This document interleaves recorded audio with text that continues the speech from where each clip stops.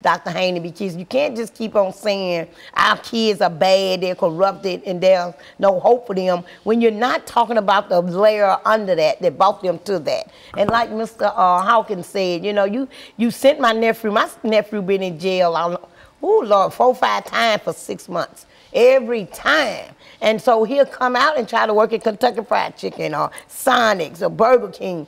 But just them 3 checks don't even make up $280 a week because they get a chunk out of each one of them. So he give up, he get discouraged, and then next thing he know, he go out and try to make a quick dollar to help get that baby a pamper or help the mother pay rent. And it's frustrating to these young boys, and this is what's happening with these young boys now. I'm not saying that give them the reason to pick up a gun. Don't nobody take that out of content and say that's what I'm saying, but I'm just saying bring that to the table and let's talk about what's really going on. And that somebody should be able to do something in reference to that, because what is happening is that the state confiscates, in a real sense, the income, and as I think you're indicating rightly, the mothers might have been supported by the state through welfare money, and et cetera, and now the state will get half in order to compensate the state for that little piece of money, and the state is actually creating more problems for itself when it tries to take half of a $200 check when it has to pay $5,000 or $6,000 to keep an individual incarcerated for 6 months. Yes, exactly what we're saying. That's no logic in reference to that. Speak to that, Mr. Hawkins. Exactly what you're saying. That's how it's going. That's just the cycle we facing. See, we talking about the DAD program. We talking about stop the violence, no gun violence. Okay, that's fine, but you got to build it up. You got to start from the root. Get these men back their lives. Get these men back. They can work a job and make a decent check.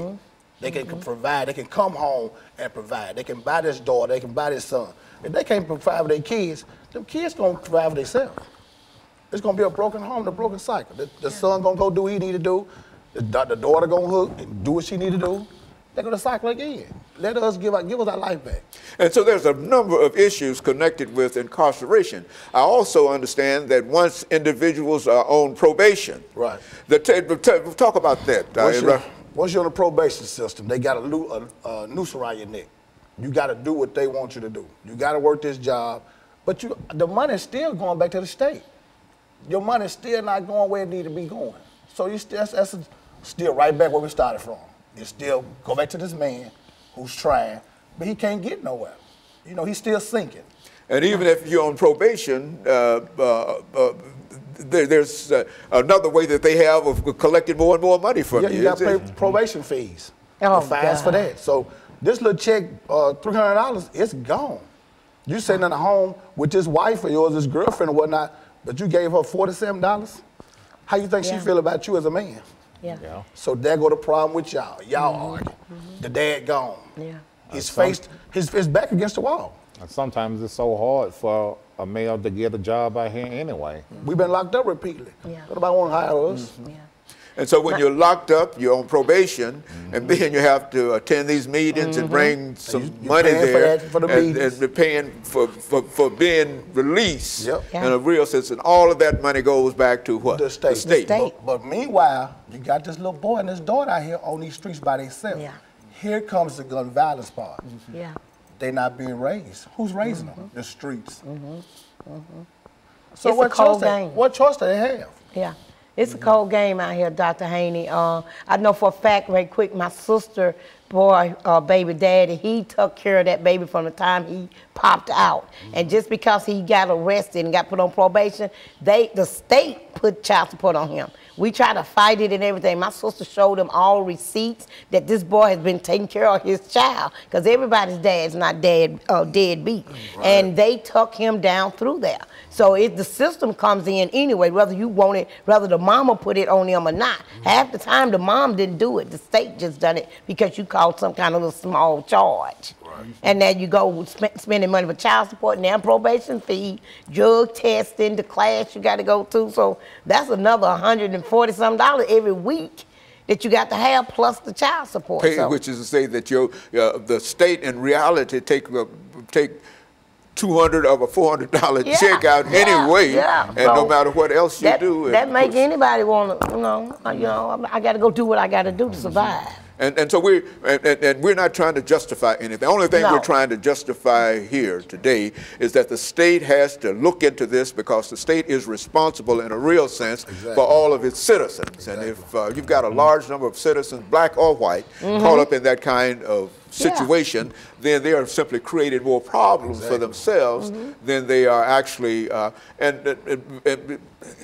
but anyway, we've got about a minute and a half to go. Ms. Greenlee, a final statement from you. My final statement is let's quit worrying about all the problems we have out here and let's start getting to some solution. We've been saying this for years and years. Let's make this year 2016 step up to the plate. Nashville Peacemakers, 1535 11th Avenue North. That's where the mom's meeting is at and that's where the dad's meeting is at. I'm not trying to be in competition with anybody. I just want everybody to come out and step up to the plate. And Mr. Crawley and Mr. Hawkins, both of you would also agree with that sentiment, yes, right? Sir. Yes, sir. 100%. Very good. And we've got about 30 seconds. How can they get in touch with you? You can reach Philip Hawkins at 615-753-9355. And you can reach me, Stephen Crowley, at 615-630-4465. Phillips, Hawkins, Steve Crawley, and Ms. Greenlee, let me thank the three of you for coming by and giving us some excellent information in reference to some of the things that are going on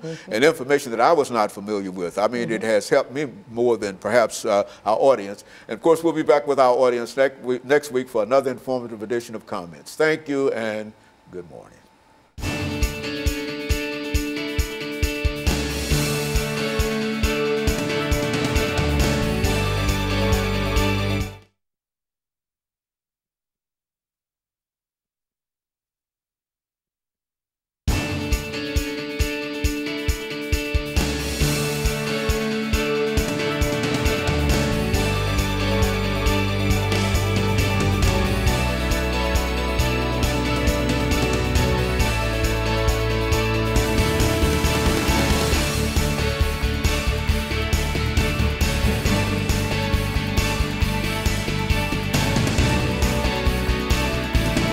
Thank you and welcome to the show this morning.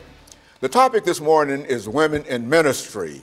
And we're fortunate to have with us to talk about women in ministry, Pastor Kay Walker and Bishop Alan Miller.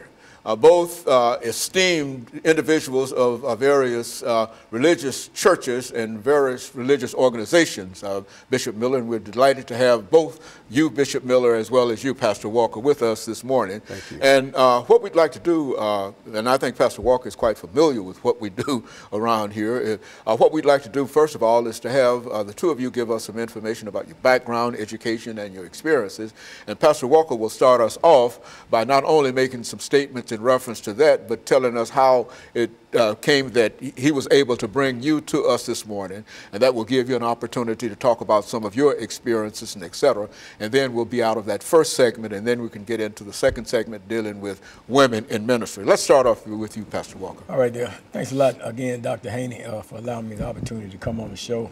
Once again, Pastor Kelvin L. Walker, born and raised here in Nashville, Tennessee. I pastor the Hands of God Christian Church here in North Nashville.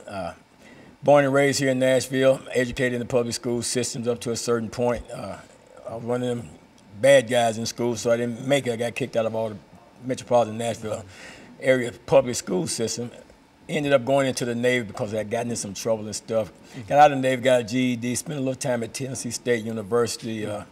Continued on with my active drug addiction during that period of time also. I got incarcerated in the state prison system. Did a few studies at Travail.